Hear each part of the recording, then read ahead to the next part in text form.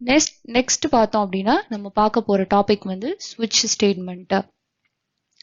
So நம்ம ஒரு series of if and else ஸ்டேட்மெண்ட்டை நெஸ்டிங் பண்ணுறதுக்கு பதிலாக நம்ம வந்துட்டு டைரக்டா ஒரு சாய்ஸ், அதாவது நம்ம சூஸ் த பெஸ்ட் ஆன்சர் மாதிரி ஒரு டைரக்டா ஒரு சாய்ஸ், ஒரு பர்டிகுலர் பிளாக் மட்டும் நம்ம வந்துட்டு இந்த பிளாக் மட்டும் எக்ஸிக்யூட் பண்ணு அப்படின்னு சொல்லிட்டு நம்ம வந்துட்டு சூஸ் பண்றதுக்கும் நமக்கு ஒரு ஆப்ஷன் இருக்கு, ஸ்விட்ச் ஸ்டேட்மெண்ட். அது ஸ்விட்ச் ஸ்டேட்மெண்ட்ல ஃபார் எக்ஸாம்பிளுக்கு வந்து ஒரு அடிஷன், சப்ட்ராக்ஷன், மல்டிப்ளிகேஷன், டிவிஷன் இந்த மாதிரி 4 பிளாக் இருந்ததுன்னா அந்த பர்டிகுலர் டைமுக்கு நமக்கு சாய்ஸ் வந்து சூஸ் பண்ணிக்கலாம். ஸோ எனக்கு அடிஷன் பிளாக் மட்டும் எக்ஸிக்யூட் பண்ணு, மல்டிப்ளிகேஷன் பிளாக் மட்டும் எக்ஸிக்யூட் பண்ணுன்னு சொல்லிட்டு, இன்ஸ்டெட் ஆஃப் எல்லா கோடை எக்ஸிக்யூட் பண்றதுக்கு பதிலாக டைரக்டா அந்த பர்டிகுலர் கேஸை மட்டும் நம்ம எக்ஸிக்யூட் பண்ணிக்கலாம். ஸோ அதுக்காக தான் நம்ம ஸ்விட்ச் ஸ்டேட்மெண்ட் யூஸ் பண்றோம். ஸோ வந்து இங்க பாத்தீங்கன்னா ஸ்விட்ச் ஸ்ட்ரக்சர் யூசஸ் 4 நியூ கீவேர்ட்ஸ். நமக்கு ஸ்விட்ச் பொறுத்த வரைக்கும் 4 கீவேர்ட் யூஸ் பண்ணுது. The first one is switch, case, break, default. ஸ்விட்ச் வந்து ஒரு ஸ்ட்ரக்சரை ஸ்டார்ட் பண்றதுக்காக, ஒரு கண்டிஷனோட இனிஷியேஷனோட ஒரு ஸ்ட்ரக்சரை ஸ்டார்ட் பண்றது ஸ்விட்ச் கீவேர்ட். கேஸ் வந்து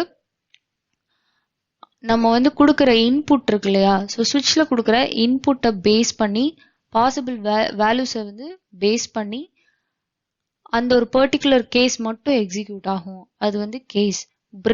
பிரேக் வந்து நமக்கு அந்த ஸ்டேட்மெண்ட்டை டெர்மினேட் பண்ணி, அதாவது அந்த ஸ்ட்ரக்சர்ல அந்த பர்டிகுலர் கேஸை டெர்மினேட் பண்றதுக்காக பிரேக் வந்து யூஸ் ஆகுது, பிரேக்ன்ற கீவேர்ட் யூஸ் ஆகுது. டிஃபால்ட் வந்துட்டு நம்ம ஒரு ப்ராப்பரான பாசிபிள் வேல்யூ கொடுக்காம ஏதோ ஒரு வேல்யூ கொடுத்தோம் அப்படின்னா அது டைரக்டா வந்து கன்ஃபியூஸ் ஆகாம டிஃபால்ட் வேல்யூ எக்ஸிக்யூட் பண்ணி அந்த மொத்த பிளாக்ல இருந்து வெளியில வந்துரும். ஸோ இங்க பாத்தீங்கன்னா உங்களுக்கு ஈஸியா புரியும். ஸ்விட்ச் எக்ஸ்பிரஷன் ஏதாவது ஒரு கண்டிஷன். ஸோ இங்க வந்து கேஸ் 1 கேஸ் 2 இருக்கு. ஸோ கேஸ் 1 இதுதான், இது ஸ்விட்ச். இந்த கீவேர்ட் ஒரு ஸ்ட்ரக்சரை ஸ்டார்ட் பண்ணுது, அதுக்குள்ள கேசஸ் இருக்கு, கேஸ் 1 கேஸ் 2 கேஸ் n, இந்த மாதிரி நிறைய கேசஸ் இருக்கு. ஸோ இதுக்குள்ள ஏதாவது ஒன்னு சாய்ஸா இல்லாம நம்ம ஏதாவது வேற நம்பரோ வேற பாசிபிள் வேல்யூஸோ கொடுத்துட்டோம் அப்படின்னா இது டிஃபால்ட் எக்ஸிக்யூட் பண்றதுக்காக டிஃபால்ட்ன்ற ஒரு ஸ்டேட்மெண்ட்டும் இருக்கு. ஸோ டிஃபால்ட்ன்ற கீவேர்டை வச்சு நம்ம டிஃபால்ட் ஸ்டேட்மெண்ட்டும் கூட கிரியேட் பண்ணிக்கலாம். ஸோ இதே சேம் தான் இந்த ஃப்ளோ சார்ட்ல எக்ஸ்பிளைன் பண்றாங்க. ஸோ ஸ்விட்ச்குள்ள வந்ததுமே கண்டிஷன் எக்ஸிக்யூட் பண்ணதும் அது சாய்ஸ், எந்த பர்டிகுலர் பிளாக் எக்ஸிக்யூட் ஆகணுமோ அந்த பிளாக் மட்டும் எக்ஸிக்யூட் ஆகி மொத்த ஸ்ட்ரக்சர்ல இருந்து வெளியில வந்துரும். ஃபார் எக்ஸாம்பிள் கேஸ் 2 மட்டும் எனக்கு எக்ஸிக்யூட் ஆகணும்னா ஸ்விட்ச் இங்க வந்ததுமே சாய்ஸில் வந்து கேஸ் 2 ஓட சாய்ஸ் 2 அப்படின்னு இருந்ததுன்னா டைரக்டா இந்த 2 மட்டும் நமக்கு எக்ஸிக்யூட் ஆகி இந்த பிரேக் லைன் வரும்போது அந்த ஸ்டேட்மெண்ட் டெர்மினேட் ஆகி நமக்கு இந்த மொத்த ஸ்ட்ரக்சர்ல இருந்து வெளியில வந்துரும்.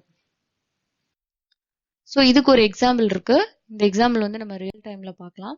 ஸோ இங்க பாத்தீங்கன்னா உங்களுக்கு ஒரு ஐடியா கிடைக்கும்.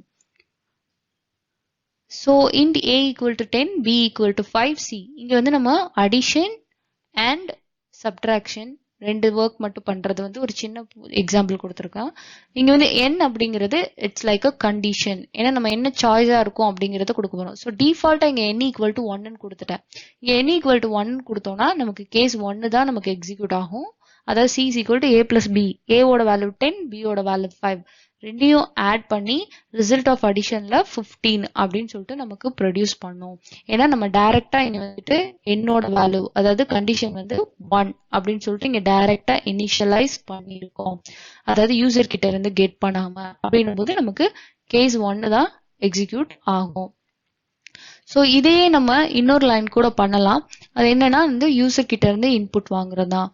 ஸோ வந்து இப்போ இங்க பாத்தீங்கன்னா நம்ம int n ஈக்குவல் டு 1 அப்படின்ட்டு டைரக்ட் இனிஷியலைசேஷனை கமெண்ட் பண்ணிட்டோம். கமெண்ட் பண்ணிட்டு ஸோ n ஈக்குவல் டு 1 கொடுத்துருக்கோம் இல்லையா, இதை ரன் பண்ணி பார்த்துக்கலாம் ஒரு தடவை. ஸோ ரிசல்ட் ஆஃப் அடிஷன் 15, நான் அப்போ சொன்ன மாதிரி நமக்கு ரிசல்ட் ஆஃப் அடிஷன் 15. ஏன்னா டைரக்டா சாய்ஸோடத நம்ம வந்து அந்த கண்டிஷன் டைரக்டா 1ன்னு இனிஷியலைஸ் பண்ணிட்டோம்.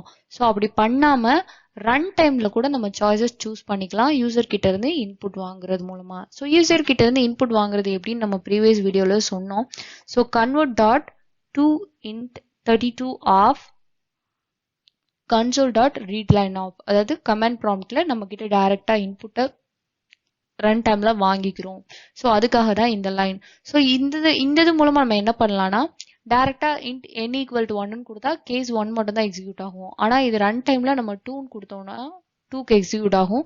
ஸோ 1 2 டிஃபால்ட் நம்ம ரெண்டே கேசஸ் தான் வந்து நம்ம ப்ரோக்ராம்ல வந்து ரைட் பண்ணியிருக்கோம். ஸோ இஃப் சப்போஸ் 3 4 இந்த மாதிரி வேற ஏதாவது பாசிபிளே இல்லாத ஒரு வேல்யூவை நம்ம கொடுத்துட்டோம் அப்படின்னா நமக்கு டிஃபால்ட் எக்ஸிக்யூட் ஆகும். ஸோ வந்து int n is equal to convert dot to int 32 of console dot read line of. இது வந்து நம்ம யூசர் கிட்ட இருந்து இன்புட் வாங்குறதுக்காக நம்ம இதை இப்பதான் ஃபர்ஸ்ட் டைம் வந்துட்டு இதை ட்ரை பண்றோம். அதனால தான் நான் மறுபடியும் சொல்றேன். நீங்க ஒர்க் அவுட் பண்ணி பாருங்க. ஏன்னா போக போக ப்ரோக்ராம்ஸ்லாம் நம்ம ரன் டைம்ல வந்து இன்புட் வாங்குறது தான் பெட்டரா இருக்கும். எல்லா டைமும் நம்ம வந்து இன்சலைஸ் பண்ணி வச்சுட்டு இருந்தோம்னா அது நமக்கு சரியா வராது. ஸோ அதனால வந்துட்டு இது வந்து ரன் டைம்ல எப்படி வாங்குறதுன்றதுக்காக ஒரு எக்ஸாம்பிள். அதனால தான் நான் ரிப்பீட் பண்ணிக்கிட்டே இருக்கேன்.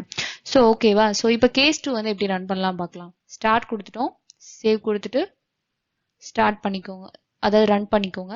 ரன் பண்ணீங்கன்னா என்டர் யுவர் சாய்ஸ் அப்படின்னு வருது. நான் 2 கொடுக்குறேன். 2 கொடுத்தேன். Result of subtraction is 5.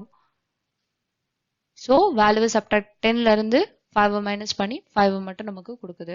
So இங்கே டிஃபால்ட் பார்த்தீங்கன்னா நாட் நவுன் அப்படின்னு நம்ம கொடுத்துருக்கோம். ஸோ இப்போ வந்துட்டு என்டர் யுவர் சாய்ஸ் நமக்கு ரெண்டே கேஸ் தான் இருக்கு, 1 2. ஆனால் தேர்ட் கேஸே இல்லை. அப்போ 3 கொடுத்தீங்கன்னா நாட் நவுன் அப்படின்னு சொல்லிட்டு நமக்கு ரிசல்ட் ப்ரொடியூஸ் ஆகும். ஸோ இது வந்து யூசர் கிட்ட இருந்து இன்புட் வாங்குறதுக்காக ஒரு example. So some of the notes for ஸ்விட்ச் ஸ்டேட்மெண்ட்.